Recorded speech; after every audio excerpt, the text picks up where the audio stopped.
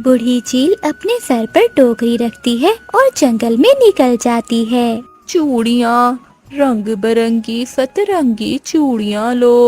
वो जंगल में आवाज लगा लगा कर चूड़ियाँ बेच रही थी। लूसी कबूतरी रानो चिड़िया से कहती है, चिड़िया, वो देखो, वो बूढ़ी चील चूड़ियाँ बेच रही है, चलो हम चूड़ियाँ लेने चलते हैं।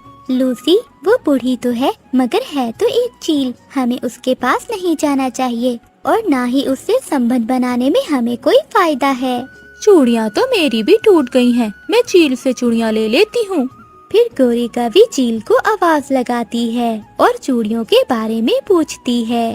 चील चाची, इन चूड़ियों के रंग तो पक्के हैं ना? बहुत पक्के हैं। तुम ये चूड़ियाँ रख लो और पैसे भी बाद में दे देना, तब तक तुम्हें चूड़ियों के रंग के बारे में भी पता चल जाएगा। ये बूढ़ी चील तो चूड़ियाँ मुझे उधार में दे रही है, मैं माँ के लिए भी ले लेती हूँ। अच्छा ले लेती हूँ, 1 दर्जन मेरी माँ के लिए और 1 दर्जन मुझे दे दो। फिर बूढ़ी चील गोरी कवि को चूड़ियाँ दे देती है। मैं 4-5 दिनों में पैसे दे दूंगी तुम्हें। किसी ने मांगे हैं तुमसे पैसे? जब हुए आसानी से दे देना, आखिर चाची हूँ मैं तुम्हारी। चील चूड़ियाँ देकर चली जाती है। चील अपनी गुफा में चली जाती है। ये दिन भी आने थे, एक पक्षी को पकड़ने के लिए मुझे जंगल जा जाकर चूड़ियाँ बेचनी पड़ रही हैं। बुढ़ापा भी किसी काम का नहीं छोड़ता। गोरी, तुम कल उस बूढ़ी चील के पास क्यों बैठी हुई थी? मैं तो उससे चूड़ियाँ ले रही थी। चिड़िया, पता है तुम्हें, वो तो मुझे बगैर पैसों के उधार ही देकर गई है चूड़ियाँ। उसे तुमसे कोई और लालच होगा। चिड़िया, क्या वो मुझे खाना चाहती है? हो सकता है वो तुमसे कोई छोटे मोटे संबंध बनाकर तुम्हें खाना ही चाहती हो। चिड़िया, वो बूढ़ी चील मुझे क्या खाएगी, तुम मेरी फिक्र ना करो। अगर तुम्हें अच्छा नहीं लगता तो तुम दूर ही रहो उस चील से। आज चाय पीने का बहुत मन कर रहा था, यहाँ से गुजर रही थी, सोचा अपनी भतीजी के पास जाकर एक चाय का कप ही पी लूं। चील चाची, जितनी चाहो उतनी चाय मिलेगी, मैं अभी दूध लेकर आती हूँ, मेरे घर में बैठो। गोरी कवि कबूतर चाचा की दुकान से दूध लेने चली जाती है। कोई मेहमान आया है क्या घर में? हाँ, वो है ना मेरी चील चाची, वो आई है। उस चील के साथ बैठकर चाय पीना ठीक नहीं। पैसे लो और दूध दो, जिसे देखो मुझे भाषण देने लग जाता है। अकेली रहती है ये कवि, मैं तो इसे यहाँ भी खा सकती हूँ, मगर मैं ऐसा नहीं करूँगी। बूढ़ी हूँ, अगर पकड़ी गई तो जान से जाऊंगी। गोरी कवि दूध ले आती है और चील चाची चाय पी लेती है। अच्छा बेटी, मैं जाती हूँ, शाम को मुझे मीठा हलवा बनाकर बांटना भी है। आप कितनी अच्छी हैं चील चाची, ये जंगल के पक्षी तो ऐसे ही गलत बोलते रहते हैं आपके बारे में। बेटी, क्या तुम्हारे जंगल में कोई गरीब रहता है? लो, लाइन लगी हुई है मेरे जंगल में गरीबों की। बेटी, शाम को मेरी गुफा में आकर मुझसे हलवा ले जाना और गरीबों में बांट देना। वो तो ठीक है, मगर क्या, डरती हो क्या मुझसे? नहीं नहीं, डरना कैसा। फिर चील वहाँ से चली जाती है और गोरी अपने कामों में लग जाती है। शाम 4 बजे के करीब चील हंडिया चूल्हे पर रखती है और पानी गर्म होने के लिए रख देती है। अगर तो वो कवि आ गई तो पार्टी हो जाएगी मेरी, अगर ना भी आई तो पानी में आलू डालकर शोरबा बना लूंगी। गोरी कवि 5 बजने से पहले ही अपने घर से निकलती है। चिड़िया, मैंने सोचा है कि आज मैं जंगल के गरीब पक्षियों में मीठा हलवा बांटूंगी। गोरी, तुम्हारे पास इतने पैसे कहाँ से आए? मैं क्या तुम्हारी तरह गरीब हूँ? मैं तो अमीर हूँ, ऊंचे घराने से संबंध है मेरे। गोरी कवि तैयार होकर बूढ़ी चील की गुफा में चली जाती है। गोरी कवि को देखकर चील की आंखें तो रोशन हो जाती हैं। तुम आ गई मेरी भतीजी, मुझे तो विश्वास ही नहीं हो रहा। आहिस्ता आहिस्ता चील गुफा के दरवाजे को बंद कर देती है। चाचा, चील चाची, दरवाजा खोल दे, मेरा दम घुट रहा है। घबराओ नहीं भतीजी, पानी उबलने ही वाला है, मैं अभी तुम्हें गरम गरम पानी में डालती हूँ, तुम्हारा शोरबा बनाकर पीऊंगी। ये सुनकर गोरी कवि भागने लगती है। चील बूढ़ी तो थी मगर वो इतनी कमजोर ना थी कि वो गोरी कवि को ना पकड़ सके। चील गोरी कवि को पकड़कर गरम गरम पानी में डालकर उसका शोरबा बनाकर पी जाती है। गौरी, कितना समय हो गया, तूने अभी तक अंडा नहीं दिया। माँ, ये तो ऊपर वाले के हाथ में है कि वो हमें कब खुशियाँ देगा। रानो चिड़िया की शादी तुमसे 1 साल बाद हुई थी, मगर देखो उसके कितने प्यारे 2 बच्चे हैं। मैं मरने से पहले अपने पौधों का मुंह तो देख लूं, फिर आराम से मर पाऊंगी। परंतु तू तो ये चाहती ही नहीं। माँ, तो मरने की बातें ना करो। गोरी की सास गोरी को हर रोज इसी तरह से ताने दिया करती थी। कोई ऐसा दिन नहीं जाता था जब गोरी कवि का दिल न दुखता हो। वो इन सब बातों से परेशान होकर दिन रात रोती रहती थी। पर गोरी क्या कर सकती थी, वो चाहकर भी माँ नहीं बन सकती थी।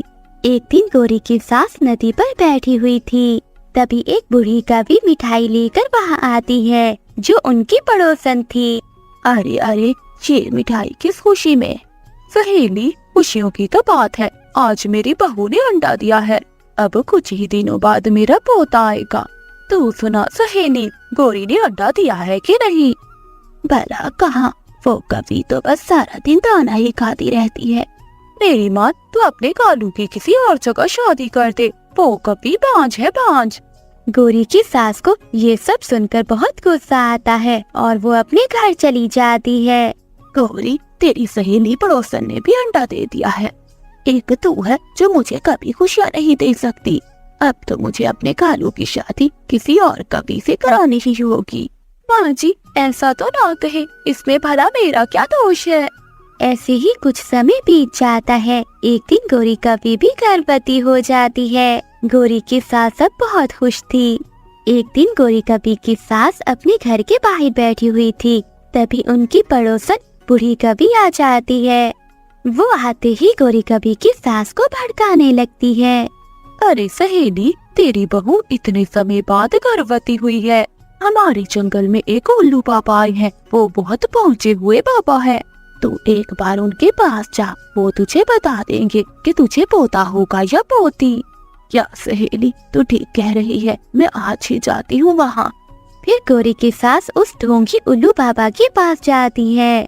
उल्लू बाबा, मेरी बहू कई सालों बाद अंडा देने वाली है, मुझे पोता चाहिए। तुम बहुत पहुँचे हुए उल्लू हो, मुझे बताओ कि मेरे यहाँ पोता होगा या पोती। बुढ़िया, तेरी बहू पोते को जन्म देगी, मगर हाँ, जैसे ही वो अपने बच्चे को जन्म देगी तो तू अंधी हो जाएगी। नहीं नहीं, मैं उस कवि के लिए अंधी नहीं होना चाहती। मैंने अभी देखा ही क्या है, मैं इस बच्चे को मार दूंगी। ना ही रहेगा ये बच्चा और ना ही मैं अंधी होंगी। गोरी की सास अपने घर लौट जाती है। अब मैं ऐसा क्या करूं जिससे ये गोरी भी मर जाए और उसका बच्चा भी। पीछे बैठी गोरी कवि अपनी सास की सारी बातें सुन रही थी। गोरी कवि अपनी सास की बातें सुनते हुए वहाँ से भाग जाती है। गोरी कवि को रास्ते में रानो चिड़िया मिलती है। क्या हुआ गोरी बहन, आप इतनी तेजी में कहाँ जा रही थी? आपके लिए इतना तेज उड़ना अच्छा नहीं है। आपको पता है ना कि आप माँ बनने वाली हैं।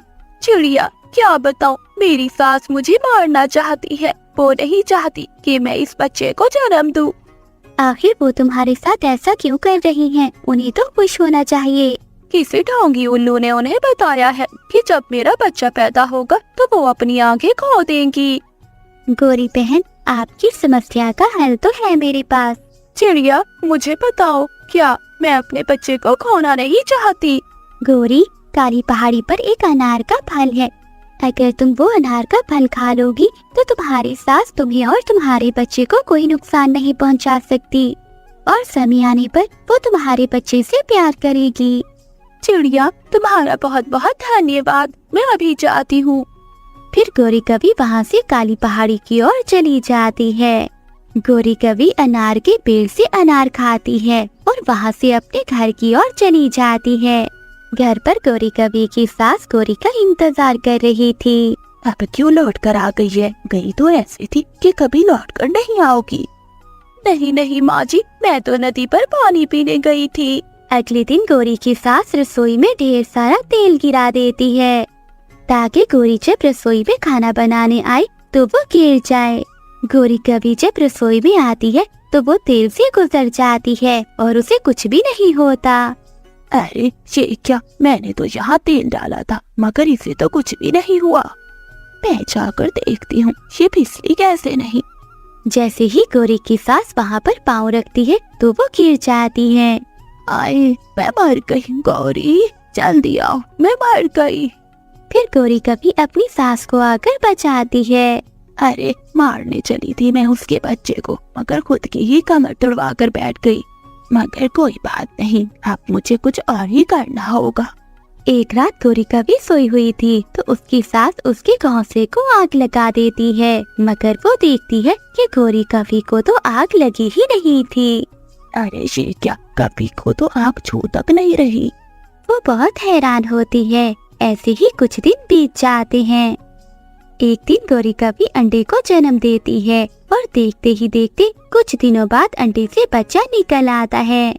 गौरी के अंडे से बेटा कौवा बाहर आता है।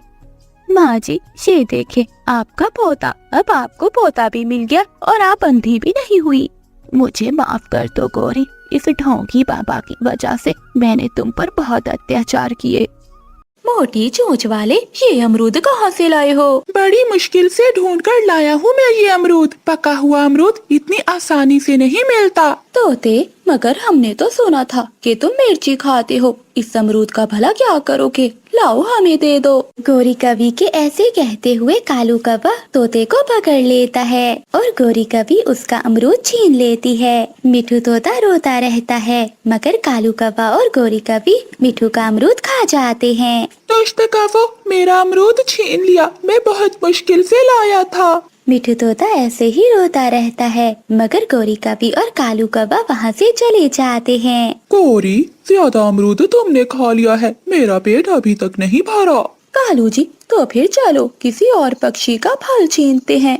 हमें कौन सा मेहनत से ढूंढ कर लाना है। ऐसे वो दोनों बुरे कौवे पेड़ की ऊंची डाल पर बैठ जाते हैं। उन्हें दूर से बुलबुल दिखाई देती है। वो बुलबुल के पास जाते हैं। चुपचाप ये सेब हमें दे दो वरना लाठी से मारूंगा। नाना कपो, मुझे लाठी से न मारना। ले, आप ये सेब ही खा लें। बुलबुल अपना सेब देकर वहाँ से चली जाती है। कौवे तो बहुत जोरों से हंस रहे थे। हा हा हा हा हा हा। गौरी, यहाँ के पक्षी तो बहुत डरपोक हैं। हमारा यहाँ गुजर बसर बहुत अच्छा होगा। कालू जी, मैं तो कहती हूँ इसी जंगल में रहने का कोई इंतजाम करते हैं। किसी पक्षी का घर लूट लेते हैं। अगर हम ऐसे ही बाहर फिरते रहे तो बीमार हो जाएंगे। ठीक है गौरी, तुम जाकर किसी पक्षी का मजबूत घर ढूंढो, तब तक मैं लाठी तैयार करता हूँ। पक्षियों को डराने में काम आएगी। ऐसे गौरी कवि पक्षियों के घर देखती है। अरे, इस मोटी चोंच वाले का घर तो सड़ी हुई घास का है और कबूतर के घर की भी छत टूटी हुई है। लगता है यहाँ सब गरीब पक्षी हैं। ऐसा कहते हुए गौरी कवि आगे बढ़ती है। तभी गौरी कवि की नजर चिड़िया के घर पर जाती है। चिड़िया का घर तो बहुत मजबूत था। ये घर बढ़िया है और लकड़ी भी मजबूत है। मुझे कालू को बुला कर लाना होगा, शायद किसी बड़ी पक्षी का होगा। फिर गौरी कवि अपने पति कालू कवि के पास जाती है। कालू जी, एक बड़ा घर मिला है मगर पक्षी का पता नहीं। न जाने अंदर कौन सा पक्षी होगा। चाहे जो भी हो गौरी, देखो मैंने लाठी तैयार कर ली है, इससे हमारा काम आसान होगा। फिर वो दोनों कवि चिड़िया के घर के पास जाते हैं। गौरी कवि चिड़िया के घर पर दस्तक देती है। छोटी चिड़िया दरवाजा खोलती है। कौवों की तो चिड़िया को देखकर हंसी नहीं रुकती। हा हा हा हा हा। गौरी, खोदा पहाड़ निकली चूहिया, तो ये है वो बड़ा पक्षी। कालू जी, इस छोटी चिड़िया से तो मैं खुद ही निपट लेती। खामखा आपको बुलाया। कौवो, आप कौन हो और मुझसे क्या चाहते हो? चिड़िया, हमें तुम्हारा घर बहुत पसंद आया है, अब निकलो यहाँ से। परंतु कौवो, मैं अपना घर बेचना नहीं चाहती। तुम दोनों यहाँ से जा सकते हो। परंतु चिड़िया, खरीदने कौन आया है? हमें जो चीज पसंद आ जाए हम उसे छीन लेते हैं। नहीं नहीं कौवो, मैं अपना घर तुम्हें नहीं दूंगी। मैं तुमसे नहीं डरती। मैंने पूरे 2 साल में बनाया है। तुम भागो यहाँ से। गौरी, ये ऐसे नहीं मानेगी, लगता है इसका मार खाने का बहुत मन है। फिर कालू कौवा रानो चिड़िया को लाठी से मारता है। अब भाग यहाँ से, अगर दोबारा मुंह खोला तो तेरी जान ले लूंगी मैं। मैं अपना घर तुम्हें नहीं देने वाली हूँ। मैं डरने वाली नहीं हूँ। मैं बड़े पक्षियों को बुला कर आऊंगी। अब चाहती है कि दूसरी लाठी मारूं। ऐसे रानू चिड़िया अपनी बेटी गुड़िया को साथ लेकर वहाँ से चली जाती है। वो अपने पड़ोसी मिठू के पास जाती है। मिठू तो पहले से ही डरा हुआ था। चिड़िया बहन, वो कौवे बहुत ताकतवर है। उन्होंने आते ही मेरा अमरूद मुझसे छीन लिया। हाँ चिड़िया, वो कौवे बहुत जालिम हैं। वो दूसरे पक्षियों का दाना छीनकर खा जाते हैं। मैं तो कहता हूँ कि आप कोई दूसरा घर बना लें। आप ऐसे कौवों से दूर रहें। अगर कबूतर और मिठू भैया हम ऐसे ही डर गए तो उन दुष्ट कौवों का जुल्म ऐसे ही बढ़ता रहेगा। हाँ अंकल जी, मेरी मम्मा बिल्कुल ठीक कह रही हैं। हम सब पक्षियों को एक होना होगा। बेटी गुड़िया, तुम छोटी हो और वो कौवे बहुत बड़े। हम उनसे लड़ाई नहीं कर सकते। मैं तो कहता हूँ कि बेहतर है तुम अपना घर फिर से बना लो। कबूतर भैया, मैं छोटी जरूर हूँ मगर उन कौवों से डरी नहीं हूँ। मैं अपना घर वापस लेकर रहूंगी। मैंने बहुत मेहनत से बनाया है। ऐसा कहते हुए रानू चिड़िया आगे बढ़ जाती है। अब उसे किसी बड़े पक्षी की तलाश थी जो कौवों से ना डरता हो। मम्मा, हमारा साथ कौन देगा? इन पड़ोसियों ने तो मना कर दिया है। गुड़िया बेटी, कोई जुल्म इतना बड़ा नहीं हुआ जो सच्चाई को हरा दे। ये घर हमारा है और हम लेकर रहेंगे। फिर रानू चिड़िया उल्लुओं के पास जाती है और वो कौवों की सारी बात बताती है। चिड़िया बहन, वो कौवे हमसे भी नहीं डरेंगे। आप चील के पास जाओ, वो आपकी मदद जरूर करेगी। पर उल्लू भैया, चील तो बहुत खतरनाक है। वो हमें कोई नुकसान तो नहीं पहुंचाएगी? चिड़िया बहन, तुम पहाड़ों पर रहने वाली चील के पास न जाना। जंगल के बाहर कुएं के पास एक पीपल का पेड़ है। वहाँ एक चील रहती है। वो बहुत अच्छी है। वो मांस नहीं खाती। वो तुम्हारी मदद जरूर करेगी। फिर रानू चिड़िया अपनी बेटी के साथ भागी भागी कुएं वाली चील के पास जाती है। चिड़िया सारी बात चील को बताती है। चिड़िया, वो घर तुम्हारा ही है ना? कहीं वो कौवों का तो नहीं है? नहीं नहीं चील दी, वो घर मेरा ही है। मैंने बहुत मेहनत से बनाया था मगर उन कौवों ने मुझे लाठी मारकर वहाँ से भगा दिया। वो जंगल के सभी पक्षियों को तंग कर रहे हैं। अब आप ही कुछ कर सकती हैं। मैं बड़ी उम्मीद लेकर आपके पास आई हूँ। फिर चील चिड़िया के साथ चली जाती है। घर में कौवे तो बहुत सुकून से सो रहे थे। रानू चिड़िया जोर जोर से दरवाजा खटखटाती है। कालू जी, लगता है चिड़िया फिर से आ गई है। गोरी, आज मैं इसकी जान ले लूंगा। मेरी नींद खराब कर दी। फिर वो कौवे लाठी लेकर बाहर आते हैं मगर उन्हें क्या पता था कि चिड़िया अपने साथ चील को लेकर आई है। फिर चील कालू कौवे की लाठी छीनकर उसकी खूब पिटाई करती है। गोरी कौवे तो रोने लगती है। चील दी, मेरे पति को छोड़ दो, वो मर जाएगा। चिड़िया, चील को रोको, मेरा पति मर जाएगा। हम ये जंगल छोड़कर चले जाएंगे, चील को रोक दो। फिर रानू चिड़िया चील को रोक देती है। अगर फिर से मैंने तुम्हें इस जंगल में देखा तो मैं तुम्हें मार मार कर जान से ही मार दूंगी। नहीं नहीं चील दी, आज से हम मेहनत करके खाएंगे और किसी पक्षी को भी नहीं तंग करेंगे। फिर वो कौवे वहाँ से जंगल छोड़कर भाग जाते हैं। फिर चिड़िया अपनी बेटी के साथ खुशी खुशी अपने घर चली जाती है। चिड़िया बहन, मुझे आपकी मदद की जरूरत है। मेरा बेटा किक्की, जिसे उड़ना भी नहीं आता, वो खेल खेल में एक खड्डे के अंदर गिर गया है। वो खड्डा बहुत गहरा है। वो इतना छोटा है कि मैं भी उस पे नहीं घुस सकता। चिड़िया बहन, मुझे लगता है कि तुम उस खड्डे में जा सकती हो और मेरे किक्की को बाहर ला सकती हो। तो कबूतर भैया, देर किस बात की है? चलो अभी चलते हैं।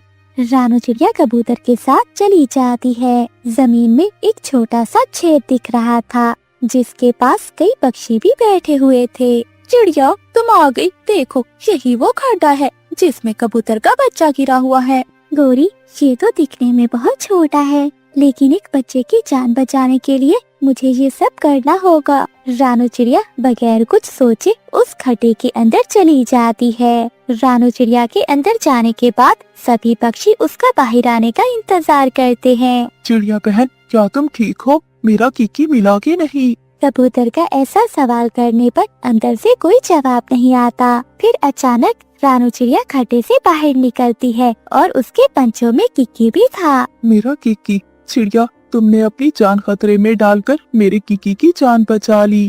कबूतर भैया, मैं जब भी किसी की मदद करती हूँ तो मुझे बहुत अच्छा लगता है। ऐसे रानू चिड़िया जंगल वासियों की मदद करती थी। लेकिन एक दिन अचानक रानू चिड़िया की तबीयत खराब हो गई। अरे, ये मुझे क्या हो रहा है? रानू चिड़िया की चीख पुकार सुनकर पास के पक्षी वहाँ आ जाते हैं। चिड़िया बहन, क्या हुआ आपको? पता नहीं मिठू, मेरे पेट पे बहुत दर्द है। चिड़िया बहन, तुम चिंता नहीं करो, मैं अभी बुलबुल डॉक्टर को बुला कर लाता हूँ। कुछ देर बाद कबूतर बुलबुल डॉक्टर को ले आता है। बुलबुल डॉक्टर रानू चिड़िया को देखती है। चिड़िया बहन, मुझे समझ नहीं आ रहा कि मैं आपको कैसे बताऊं। बुलबुल बहन, क्या हुआ, बताओ हमें। ऐसी भी क्या बात है जो आप कर रही हो बताने के लिए? रानू चिड़िया सबकी मदद करती है, हम भी चिड़िया की मदद करेंगे। चिड़िया के पेट में इन्फेक्शन हो गया है। अगर इसने वो नीला सेब नहीं खाया तो शाम तक इसकी मृत्यु हो जाएगी। ये सुनकर वो सभी चौंक जाते हैं और रानू चिड़िया भी बहुत परेशान हो जाती है। बुलबुल बहन, अगर बात नीले सेब की है तो मैं ला कर दूंगा चिड़िया को।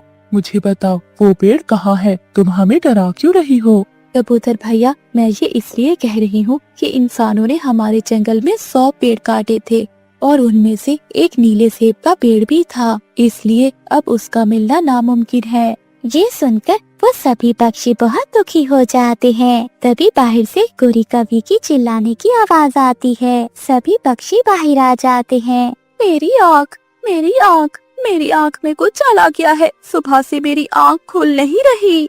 दिखाओ गोरी। लगता है गोरी, तुम्हारी आँख में किसी जहरीले फूल का रस चला गया है। जहाँ तक मुझे पता है कि काली पहाड़ी पर एक हरे रंग का पौधा है। अगर उस फूल का रस तुम्हारी आँख में डाल दिया जाए तो तुम्हारी आँख ठीक हो जाएगी। अगर ऐसा नहीं हुआ तो तुम हमेशा के लिए अंधी हो जाओगी। क्या क्या बुलबुल, ये तुम क्या कह रही हो? मैं काली पहाड़ी पर भला कैसे जा सकती हूँ? मुझे तो कुछ भी दिखाई नहीं दे रहा और वहाँ बहुत अंधेरा होता है। भला कौन जा सकता है वहाँ? तभी रानू चिड़िया कहती है, गोरी, मैं ये करूँगी। परंतु चिड़िया बहन, तुम्हारी तबीयत तो पहले ही खराब है, तुम ये कैसे कर सकती हो? कोई बात नहीं, मेरे पास रात तक का समय है। मैं मरने से पहले गोरी को जिंदगी देना चाहती हूँ। ये सुनकर वो सभी पक्षी भी बहुत गमज़दा हो जाते हैं। फिर रानू चिड़िया वहाँ से काली पहाड़ी की ओर चली जाती है। थोड़ी देर बाद रानू चिड़िया को काली पहाड़ी नजर आने लगती है। ए ऊपर वाले, मेरे पेट में बहुत दर्द है, मैं ये काम पूरा कर लूं, उसके बाद तू मुझे अपने पास बुला लेना। रानू चिड़िया काली पहाड़ी पर पहुंच जाती है। यहाँ तो हर तरफ घने पेड़ पौधे हैं। अब मैं उस हरे फूल को कहाँ ढूंढूंगी? अपने दर्द के साथ रानू चिड़िया ने फूल को ढूंढना जारी रखा। आखिरकार रानू चिड़िया को हरे फूल का पौधा मिल जाता है। फिर रानू चिड़िया ने एक फूल तोड़ा और जैसे ही वो उड़ने लगती है तो उसके पेट में बहुत दर्द होने लगता है। ए ऊपर वाले, मुझे हिम्मत दो, मुझसे अब ये दर्द बर्दाश्त नहीं हो रहा। मैं इस फूल को अब कैसे लेकर जाऊं? थोड़ी देर के लिए मेरा दर्द रोक दो। रानू चिड़िया जमीन पर बैठी लंबी लंबी सांसें ले रही थी। रानू चिड़िया की आंखें बंद हुई जा रही थी। तभी रानू चिड़िया की नजर सामने एक पेड़ पर जाती है जहाँ नीले रंग के सेब उगे हुए थे। ये तो वही सेब है जो मुझे खाने के लिए बुलबुल डॉक्टर ने बताया था। रानू चिड़िया ने हिम्मत की और उड़कर सेब के पेड़ पर बैठ गई। रानू चिड़िया ने जल्दी से एक सेब को खा लिया। सेब खाते ही रानू चिड़िया का दर्द उड़नछू हो गया। अरे वाह, मैं तो बिल्कुल ठीक हो गई। ए ऊपर वाले, आपका बहुत बहुत धन्यवाद। फिर रानू चिड़िया खुशी खुशी वो फूल लेकर वापस चली जाती है। गोरी कवि अभी भी दर्द में चीख रही थी। देखो, चिड़िया ने अपना वादा फिर से निभाया, वो आ गई। फिर बुलबुल ने हरे फूल का रस गोरी की आंख में डाल दिया। अरे वाह, मैं तो ठीक हो गई। चिड़िया, तुम्हारा बहुत बहुत धन्यवाद। चिड़िया बहन, आपके पेट का दर्द कैसा है? मुझे तो आप अब बिल्कुल ठीक लग रही हैं। फिर रानू चिड़िया उन सबको नीले सेब के पेड़ का बता देती है। ये सुनकर सभी पक्षी बहुत खुश होते हैं। एक दिन रानू चिड़िया दाना ढूंढने जंगल में जा रही थी। रानू चिड़िया दाना ढूंढते ढूंढते बहुत दूर आ गई थी। तभी रानू चिड़िया की नजर तालाब के पास पड़े हुए फल पर पड़ती है। वो तुरंत ही वहाँ चली जाती है और उस फल को खाने लगती है। तभी रानू चिड़िया को तालाब के पास कुछ दिखाई देता है। वो उसके पास जाकर देखने लगती है। अरे, ये क्या चीज है? ये दिखने में तो किसी पुराने जमाने का नक्शा लगता है। अच्छा, मैं ऐसा करती हूँ, ये नक्शा लेकर जाती हूँ और अपने दोस्तों को दिखाती हूँ। फिर रानू चिड़िया वो नक्शा लेकर अपने दोस्तों के पास जाती है, जहाँ मिठू तोता और कबूतर अपने घर के बाहर बैठे हुए थे। वहीं दूसरे पेड़ पर अपने घर के बाहर बैठे कालू कौवा और गोरी कौवी भी चिड़िया की बातें सुन रहे थे। मिठू भैया और कबूतर, ये देखो मुझे क्या मिला। जब मैं तालाब के किनारे फल खा रही थी तो मुझे ये नक्शा मिला है। वो दोनों नक्शा देखने लगते हैं। नक्शा देखते ही कबूतर चिड़िया से बोलता है, चिड़िया, ये कोई आम नक्शा नहीं है बल्कि खजाने का नक्शा है। यहाँ पर तो ढेर सारा सोना होगा। कबूतर ठीक कह रहा है, ये नक्शा बहुत पुराना है। ये हो ना हो किसी खजाने का ही होगा। कालू जी सुन रहे हो ना, खजाना।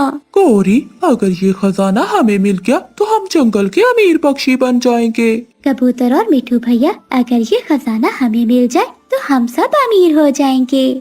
आज तो हमें देर हो गई है, हम कल सुबह ये खजाना लेने जाएंगे। रानू चिड़िया वो नक्शा लेकर अपने घर की ओर चली जाती है। अरे वाह, अब तो हम जंगल के अमीर पक्षी बनने वाले हैं। मुझे इस नक्शे को छुपा कर रखना होगा, वरना क्या पता कोई इसे चुरा कर न ले जाए। फिर रानू चिड़िया नक्शे को अलमारी में रख देती है और आराम से सो जाती है। कालू जी, चिड़िया सो गई होगी, जाओ अब वो नक्शा ले आओ। हाँ गौरी, तुम चिंता नहीं करो, मैं यूं गया और यूं आया। फिर कालू कौवा रात के अंधेरे में उड़ता है। वो खिड़की से चिड़िया के घर में घुस जाता है। रानू चिड़िया सोई हुई थी। कालू कौवा अलमारी खोलता है और वो नक्शा लेकर वहाँ से भाग जाता है। अगली सुबह हो जाती है। रानू चिड़िया देखती है कि उसकी अलमारी खुली पड़ी है और उसका नक्शा भी गायब है। ये देखकर रानू चिड़िया बहुत दुखी हो जाती है और भागकर अपने दोस्तों के पास जाती है। जो कुछ भी हुआ था रानू चिड़िया मिठू तोते और कबूतर को बताती है। कबूतर भैया, वो नक्शा कौन ले गया होगा? मैंने तो किसी को बताया भी नहीं था। चिड़िया, भला कौन लेकर जा सकता है वो नक्शा? हो ना हो किसी ने देखा होगा तुम्हारे परों में। चिड़िया कौवों से पूछते हैं, शायद उन्होंने किसी को देखा हो। फिर रानू चिड़िया मिठू तोता और कबूतर गोरी कौवी के घर जाते हैं, मगर वहाँ तो कोई भी नहीं था। चिड़िया बहन, लगता है वो कौवे सुबह सुबह दाना लेने गए होंगे। पता नहीं मिठू भैया, ये किसका काम है। जब तक वो कौवे नहीं आएंगे तो हमें कुछ मालूम नहीं होगा। दूसरी ओर कालू कौवा और गोरी कौवी वो नक्शा लेकर वहाँ से चले जाते हैं। कालू जी, चिड़िया ढूंढेगी अपना नक्शा और हम पहुँचेंगे खजाने के पास। गौरी, आज ही खजाना ढूंढकर वापस आ जाएंगे और किसी को हम पर शक तक नहीं होगा। एक बार वो खजाना मिल जाए फिर मैं तुम्हारे लिए घर बनवाऊंगा। कालू जी चलिए, अब मुझसे और इंतजार नहीं होता। ऐसा सोचते हुए वो दोनों खजाने की खोज में आगे बढ़ने लगते हैं। वो उड़ते उड़ते जंगल में बहुत दूर निकल जाते हैं। वो दोनों बहुत थक चुके थे, मगर फिर भी वो आगे ही बढ़ रहे थे। सामने एक बड़ी गुफा आती है। वो गुफा के पास जाकर रुक जाते हैं। गौरी देखो, ये गुफा तो वही लग रही है जो इस नक्शे में है। कालू जी ठीक कहा तुमने, मगर क्या फायदा, ये गुफा तो बड़े पत्थर से बंद है। भला तुम ही बताओ, अब हम इस गुफा के अंदर कैसे जाएंगे? गौरी, तुम चिंता क्यों करती हो, मैं हूँ ना, अभी हम मिलकर इस पत्थर को हटा देंगे। ऐसा कहते हुए वो दोनों पत्थर को हटाने की कोशिश करते हैं, मगर पत्थर जरा भी टस से मस नहीं होता। जोर लगाते हुए गोरी कौवी का पाँव फिसल जाता है और वो पीछे जाकर एक पत्थर पर गिरती है। जैसे ही गोरी कौवी उस पत्थर से टकराती है तो गुफा का दरवाजा खुल जाता है। ये देखकर वो दोनों बहुत हैरान हो जाते हैं और जल्दी से गुफा के अंदर चले जाते हैं। वो दोनों देखकर बहुत हैरान हो जाते हैं क्योंकि वहाँ ढेर सारा खजाना था। कालू जी देखो, कितना सारा खजाना है। अब हम दोनों को जिंदगी भर काम करने की कोई जरूरत नहीं है। हाँ गौरी, जल्दी से खजाना लेकर यहाँ से भाग चलते हैं। ऐसा कहते हुए वो दोनों सोना इकट्ठा करने में लग जाते हैं। देखते ही देखते शाम हो जाती है। वो दोनों पोटली भर लेते हैं। फिर वो अपने घर जाने के लिए तैयार हो जाते हैं। लेकिन जैसे ही वो गुफा के द्वार के पास आते हैं तो वो देखते हैं कि द्वार बंद हो चुका था। वो दोनों बहुत जोर लगाते हैं, मगर गुफा का दरवाजा नहीं खुलता। कालू जी, हम तो बहुत बुरा फंस गए। इस गुफा का द्वार तो बाहर से ही खुलता है। बताओ कालू जी, अब हम क्या करें? गौरी, तुम ठीक कह रही हो। गौरी, हम तो भूल ही गए थे कि ये द्वार सिर्फ बाहर से ही खुलता है। फिर वो दोनों गुफा के अंदर ही फंस जाते हैं। देखते ही देखते 2-3 दिन गुजर जाते हैं। एक दिन रानू चिड़िया कबूतर के घर जाती है। मिठू तोता भी वहाँ बैठा हुआ था। मिठू और कबूतर, क्या हुआ? गौरी कभी और कालू कौवा लौटे कि नहीं? चिड़िया, हमने उन्हें कई दिनों से देखा नहीं है, न जाने वो कहाँ चले गए हैं। मुझे तो ऐसा लग रहा है कि मेरा नक्शा उन दोनों ने ही चुराया है। लेकिन चिड़िया, वो अभी तक लौटे क्यों नहीं है? हो सकता है वो किसी मुसीबत में हो। चिड़िया, मिठू ठीक कह रहा है, हमें उन्हें ढूंढने के लिए जंगल में जाना चाहिए। कबूतर भैया, आप ठीक कह रहे हो। वो जैसे भी हो, हैं तो हमारे जंगल के पक्षी। हमें उन्हें ढूंढना चाहिए। चिड़िया, मगर हम उन्हें कैसे ढूंढेंगे? हमारे पास तो नक्शा भी नहीं है। मिठू, जब चिड़िया नक्शा लेकर आई थी तो वो मैंने देख लिया था। मुझे उस जगह का पता है। चलो हम सब मिलकर उन्हें वापस लेकर आते हैं। चिड़िया, अगर उन्होंने सच में नक्शा चुराया होगा तो हम उन्हें मारेंगे। ऐसा कहते हुए वो तीनों कालू कौवा और गौरी कौवे को ढूंढने के लिए निकल जाते हैं। उड़ते उड़ते वो जंगल से दूर निकल आते हैं। थोड़ी देर तक वो गुफा के पास पहुंच जाते हैं। चिड़िया बहन, गुफा तो यही है, मगर इसका द्वार तो बंद है। गुफा के अंदर गौरी कौवी और कालू कौवे की हालत बहुत खराब हो चुकी थी। कालू जी, बाहर किसी पक्षियों की आवाज़ें है। बचाओ, कोई हमें बचाओ, हम गुफा के अंदर हैं। अरे, गुफा के अंदर से तो आवाजें आ रही हैं। लगता है गौरी और कालू अंदर हैं। मगर अब हम अंदर कैसे जाएंगे? तभी रानू चिड़िया की नजर सामने एक पत्थर पर पड़ती है, जिससे उस गुफा का दरवाजा खुलता है। अरे, ये पत्थर तो सबसे अलग लग रहा है। हो ना हो इसमें कोई राज छुपा होगा। ऐसा कहते हुए रानू चिड़िया पत्थर को धक्का देती है। जैसे ही रानू चिड़िया पत्थर को धक्का देती है तो गुफा का द्वार खुल जाता है। जैसे ही गुफा का द्वार खुलता है तो गौरी और कालू की जान में जान आती है। वो दोनों जल्दी से गुफा के बाहर आ जाते हैं। उन दोनों के बाहर आते ही गुफा का द्वार फिर से बंद हो जाता है। फिर सभी पक्षी खजाने को वहीं पर छोड़ने का फैसला करते हैं। चिड़िया, मुझे माफ कर दो, मुझसे बहुत बड़ी गलती हो गई। हाँ चिड़िया, हमने लालच की और हमें उसका अंजाम मिला। फिर रानू चिड़िया कौवों को माफ कर देती है और वो सब फिर से अपने जंगल के लिए लौट जाते हैं।